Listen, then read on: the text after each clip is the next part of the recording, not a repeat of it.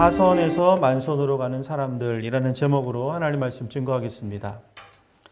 오늘은 추수감사 주일입니다. 성경에는 3대 절기가 있죠. 유월절, 그리고 칠칠절, 초막절. 우리나라로 보면 1921년도에 감리교와 장로교의 선교사님들이 모여가지고 우리도 그럼 추수감사 주일을 지킵시다 해가지고 매해 11월 셋째 주, 그러니까 오늘이 11월 셋째 주죠. 11월 셋째 주에 그러면 우리도 추수감사 주일로 지킵시다라고 결의를 했어요. 그 전통이 오늘날까지 한국교회에 내려와서 오늘 대부분의 한국 교회들이 추수감사 주일, 감사절로 예배를 드리고 있습니다. 오늘 우리의 인생을 여정이라고 부르죠. 신앙생활도 여정이고 여행입니다. 바울은요, 복음을 받아들인 이후에 평생을 이 복음의 여정을 떠납니다. 한 곳에 머무르지 않았어요.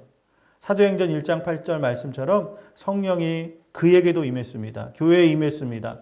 그러니까 사마리아와 땅끝까지 정말 내가 있는 그곳에서부터 하나님이 부르시는 내 생명 다하는 그곳이 땅끝인데 그 땅끝까지 이 바울은 복음의 여정을 떠나게 됩니다. 오늘 특별히 사도행전 27장과 28장은 사도행전 전체의 이제 마지막 이 장면들을 우리에게 보여주고 있는데 그 장면의 내용들은 바로 바울이 로마로 압송되는 이제 황제 앞에 서게 되는 그 장면이 기술되어 있습니다. 끝에 어떤 감사가 있었는지 또 우리는 어떤 감사를 배울 수 있는지 함께 살펴보도록 하겠습니다.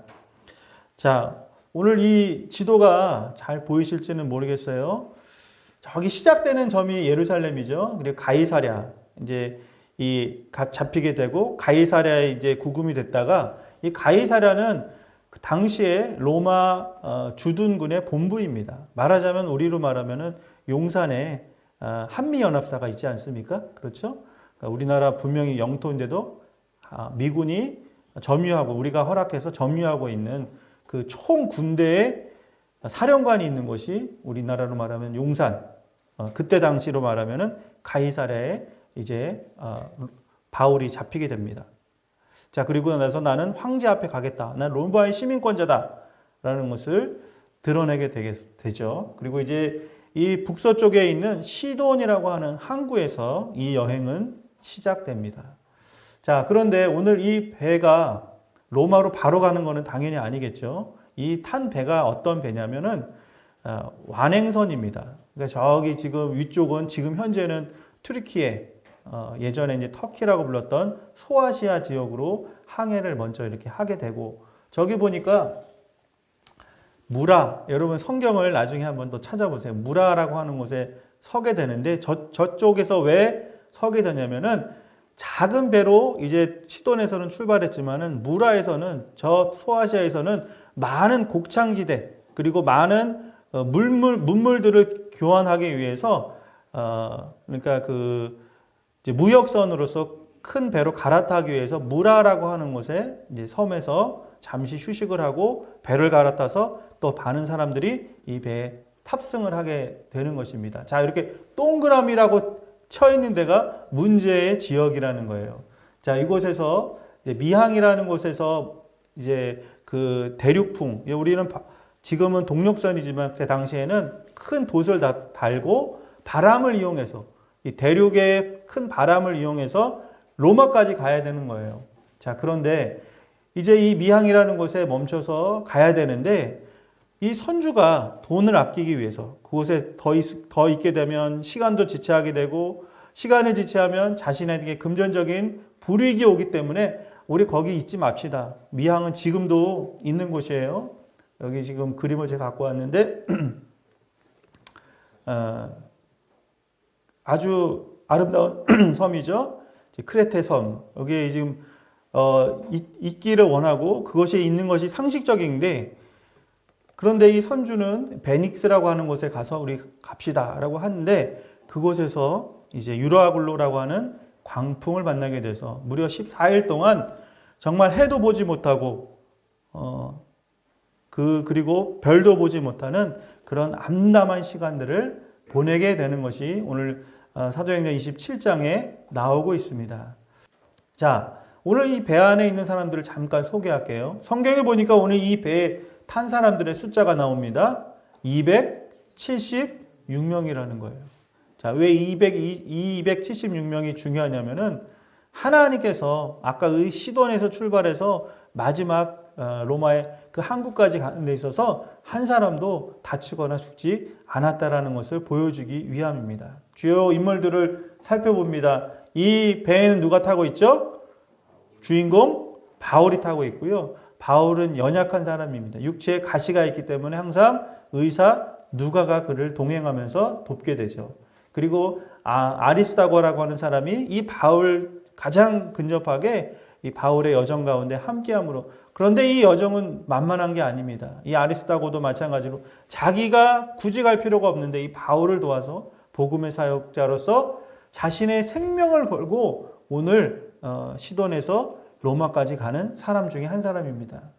이 배는요, 그때 당시에 죄수들을 운반하는 배입니다. 그렇기 때문에 이 배에는 상당수의 많은 죄수들이 함께 있었습니다. 그래서 이 배가 파선할 즈음에 되자 이 배 사람들 다 죽이려고 하는, 또 자살하려고 하는 그런 장면들이 그려지는 것 볼 수가 있죠. 또 여기에는 이 죄수들, 또 바울을 포함한 죄수들을 지키는 군인들이 타고 있었고요. 이 군인들 가장 위에는 백부장 율리오라고 하는 사람이 이 배를 행정적으로는 컨트롤하는 사람이 바로 로마의 명을 받은 율리오라고 하는 사람이 타고 있습니다. 그리고 당연히 이 배의 주인이 선주가 타고 있고요. 또 적지 않은 선원들이 이 배에 전체 타고 있는데 인원이 276명이었다는 거예요. 자, 여러분, 우리 교회 한 사람 한 사람이 저는 한 배, 구암교회라고 하는 배를 타고 가는 여정이라고 저는 생각을 합니다. 하나님이 저와 여러분 가운데 함께 하시다는 믿음이 있는 줄 믿습니다. 오늘 이 배가 위태롭잖아요. 저 배에 타고 있는 사람들이 저와 여러분이라는 거예요. 여러분의 삶을 한 해간 이렇게 지나오면서 내 인생의 배가 똑바로 가고 있는가?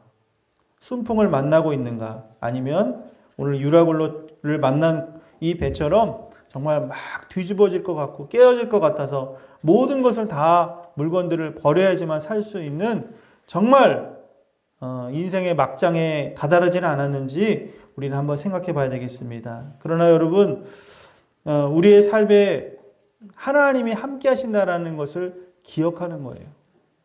여러분, 이 배에 누가 타고 있었어요? 하나님의 사람? 바울이 타고 있었어요. 이 바울은 어떤 사람입니까? 네, 복음 전도자인데, 여러분 신약 성경을 제가 보니까 감사라고 하는 단어 표현이 많이 나오잖아요. 신약 성경에만. 신약 성경의 70% 감사가 어디에 쓰여져 있냐면은 바울 서신이에요. 바울은요, 아침에 시작하면 감사해요. 하나님 주 예수 그리스도의 은혜와 평강이 너희와 함께하기를 간구하노라. 내가 이 모든 것을 하나님이 주신 것을 감사하노라. 이렇게 편지가 늘 다 시작돼요. 그리고 모든 것에 자신을 비춰보면, 말씀의 거울에 자신을 비춰보면서 하루를 살아가면서 좋은 일도 있고 굳은 일도 있고 또 넘어지기도 하고 다시 일어나기도 하고 이 모든 것에 바울은 감사한다는 거예요.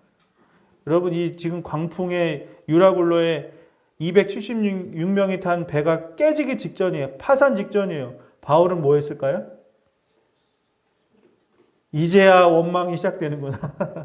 나를 죽이려고 하나님이 이 배에 태웠구나. 나는 로마도 못 보는구나. 그랬을까요? 아니요. 저는 감사했다고 생각해요. 여러분, 진짜 감사는요, 위기의 순간에 감사하는 게 진짜 감사한 거예요. 좋을 때 누가 감사 못합니까?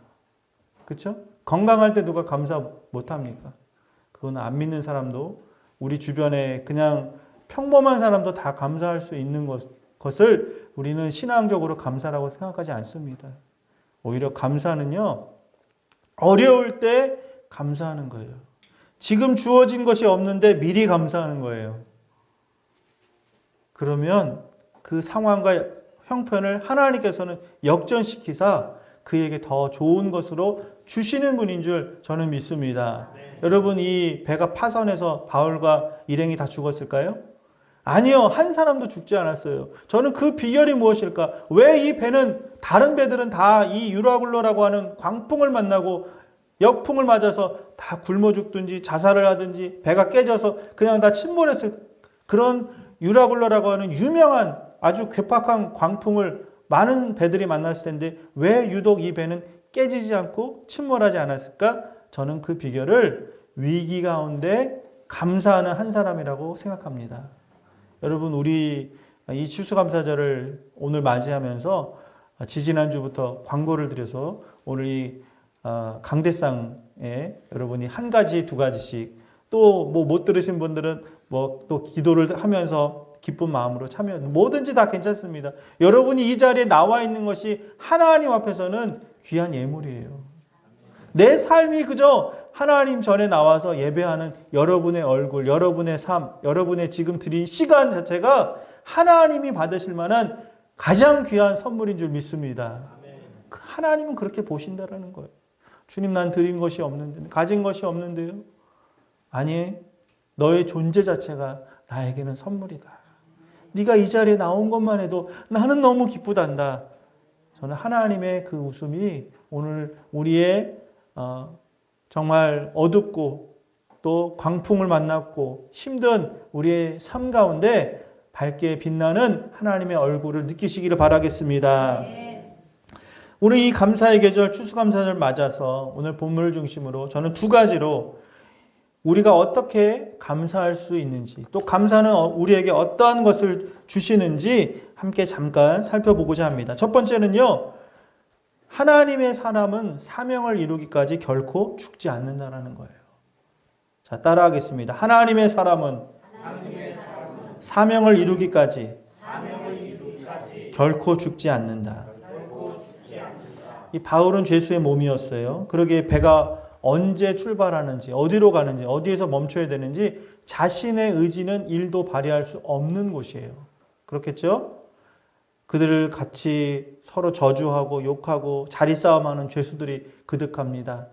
그 위에 율리어라고 하는 백부장은 자신의 임무, 자신의 어떤 성공을 위해서 아마 이 죄수들 포함한 바울을 감시하고 지키는 것에 아마 굉장한 정말 그 힘을 갖고 있었던 사람이었을 것입니다. 자, 그런데요, 주인과 객이 바뀌어지는 사건이 일어나게 되죠. 가이사랴를 출발해서 북쪽으로 약 110km 떨어진 시돈에서 배를 갈아타고 구브로 섬 북쪽 해안을 끼고 섬들을 통과하면서 이들은 이제 유라굴로라고 하는 광풍을 만나게 됨으로 말미암아서 이 배가 거의 침몰하기 직전이 되죠. 모든 사람들이 시리에 빠졌어요. 우리는 죽었다. 내일이 없다. 우리는 이 배에서 같이 죽을 것이다 라고 하면서 모두 다 포기하고 있을 때 어떤 사람이 딱 손을 들어요. 근데 그 사람은 율리오도 아니고 선주도 아니에요. 누굽니까? 바로 하나님의 사람, 감사의 사람, 바울이 손을 딱 드는 거예요. 그 배의 끝에서 무명하게 그저 그냥 로마로 같이 흘러가는, 같이 실려가는 죄수 하나였던 바울이 위기를 만나니까 손을 딱 들면서 이야기를 하는 것입니다. 자, 바울이 이렇게 우리는 죽지 않을 것입니다. 나는 황제 가이사 앞에 서야 되겠고 더불어 이 배에 탄 모든 사람은 털끝 하나도 다치지 않고 죽지 않고 우리는 모두 안전하게 살 것입니다 라고 바울이 공포를 하는 거예요.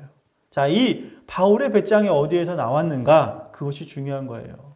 자, 바울은요, 이 말을 하기 전날 밤에 하나님으로부터 계시, 하나님의 음성을 듣게 됩니다. 어떤 계실까요? 제가 말씀드린 바로 이 내용이죠. 바울아, 바울아, 두려워하지 마라. 내가 너와 함께 할 것이다. 과거에 함께 했던 것처럼 오늘 이 밤도 너와 함께 한다. 그리고 내일도 영원히 함께 할 거야. 라고 하는 하나님의 아주 그 직통 계시, 특별한 그런 음성을 들은 거예요. 자, 그리고 그 약속을 믿는 믿음을 갖게 된 것이고요. 바울은 두려워하지 않고 이제 우리가 이 로마로 가는 것이 중단되지 않고 끝까지 갈 것이다. 그리고 이것을 사람들에게 이야기하면서 힘을 줍니다. 이전까지는 사람들이 구원의 열망이 없다 보니까 밥을 먹지 않는 거예요. 여러분, 우리가 너무 기가 막힌 일을 당하고 아무것도 하고 싶지 않을 때는 딱 곡기가 끊기잖아요.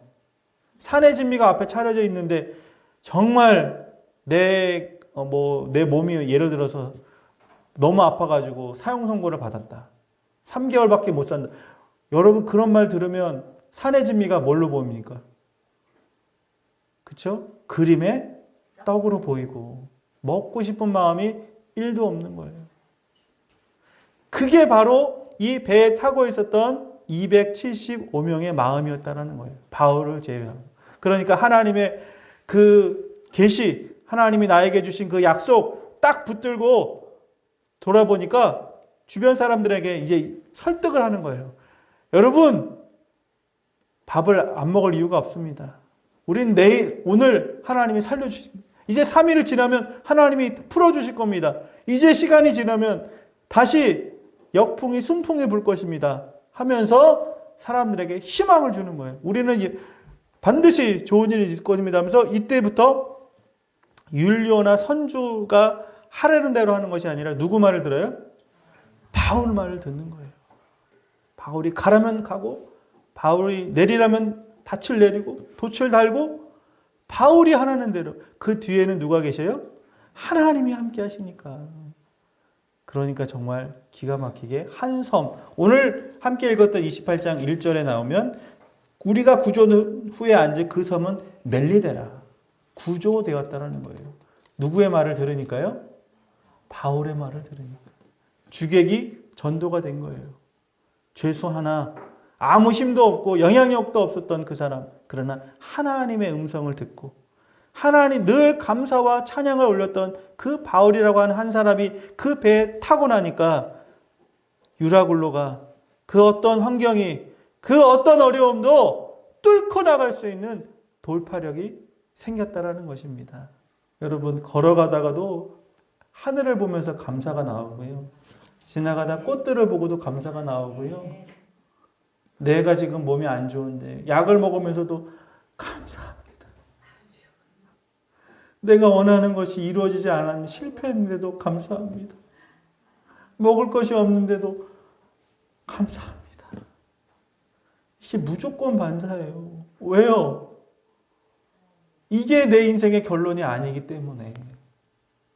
내가 지금 고난당하는 것은, 내가 지금 없는 것은, 내가 불편한 것은 하나님이 나를 다루시는 과정이지 내 인생의 결론이 이게 끝이 아니라고 나는 믿기 때문에 그래요.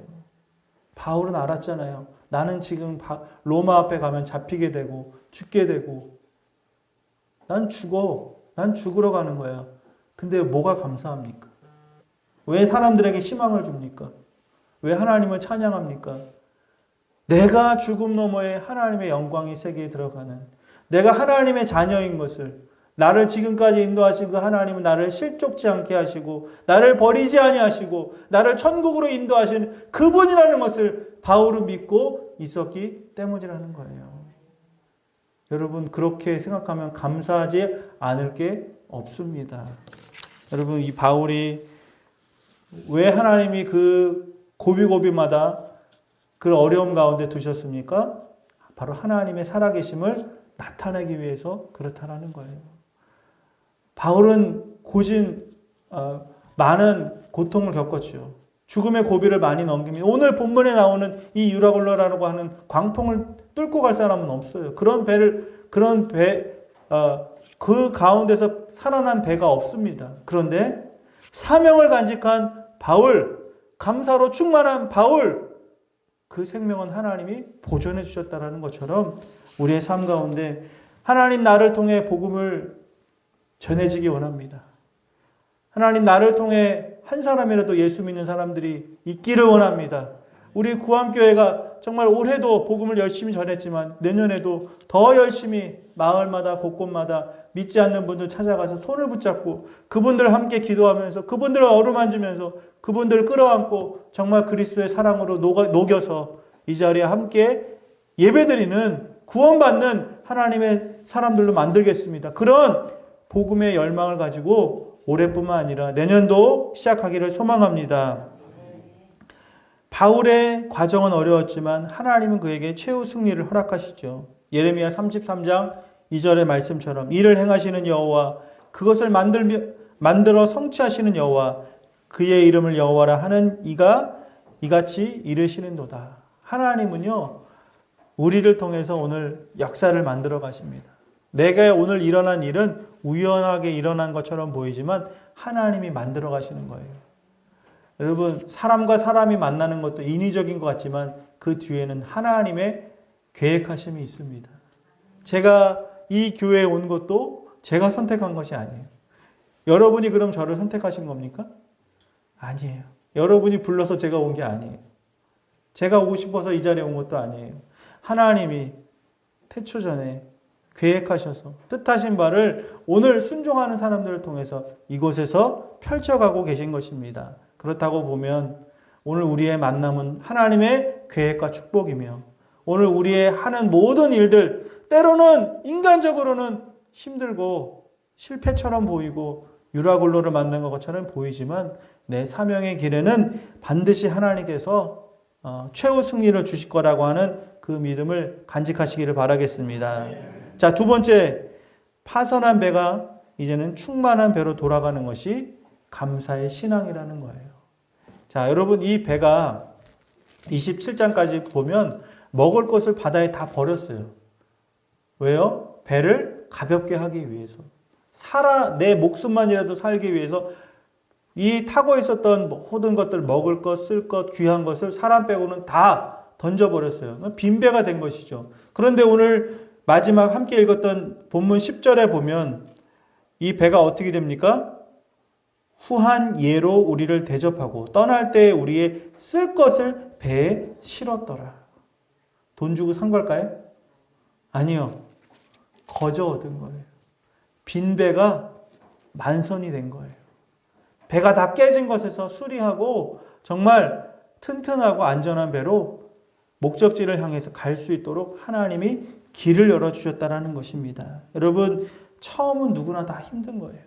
아무것도 없다고 생각했어요. 그런데 하나님께서 차곡차곡 알곡 신자들을 보내주셨고 또 오늘 이 추수감사절을 보내면서 하나님 앞에 감사의 예물과 또 나의 삶을 고백하며 드리고 있습니다. 내년에 저는 추수감사절이 너무나 기대가 돼요. 우리가 얼마나 많은 또 하나님 앞에 진실한 감사로 우리 자신이 삶으로 드릴 것인가. 우리 정말 이곳에 빈 자리가 아직도 많이 있잖아요. 또 우리가 기도하고 있는 우리 전인고등학교의 학생들 정말 우리 교회 매주 나오지 않아도 괜찮아요. 우리는 그들을 위해 기도하고 있으니까 그들을 축복하면서 품고 있으니까 그들이 잠깐 지금 학교에 가 있는 것이 그들이 다 우리 교회 교인이라고 저는 생각을 하면서 목회를 하고 있습니다. 그렇게 보면 하나님이 우리를 얼마나 크게 축복하셨는지 몰라요. 그렇습니다. 여러분 감사는요. 빈 배를 만선으로 바꾸는 기적의 통로라는 것 기억해야 될 줄 믿습니다. 여러분 우리의 오늘 추수감사절을 즈음하면서 하나님 제가 없는 것 때문에 이제 고민하지 않겠습니다. 실패한 것 때문에 뒤돌아보지 않겠습니다. 주님 비교하지도 않겠습니다.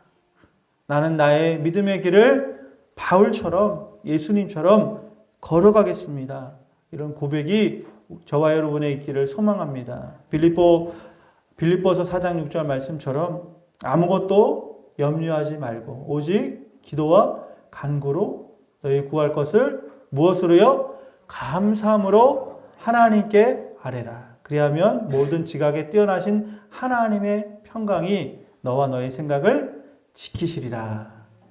오늘 이 빌립보서 4장 6절 말씀을 마음에 깊이 새기시며 바울의 감사가 나의 감사가 되며 어떠한 환경 속에서도 나는 나의 길을 가리라. 나는 사명자로서 어떤 어려움이 있더라도 하나님께서 나를 원하는 그 목적의 항구를 향해 가게 하시며 빈손처럼 빈배처럼 아무것도 없는 것처럼 보일지라도 하나님은 반드시 정한 그곳에서 나의 삶을 윤택하게 하시고 내 신앙을 채워주시고 그래서 천국에 들어갈 때 끄트머리 가까스로 커트라인에 들어가는 것이 아니라 하나님이 주신 믿음으로 넉넉히 들어가시는 감사의 사람으로 변화되시기를 주의 이름으로 축원하겠습니다. 은혜로 들어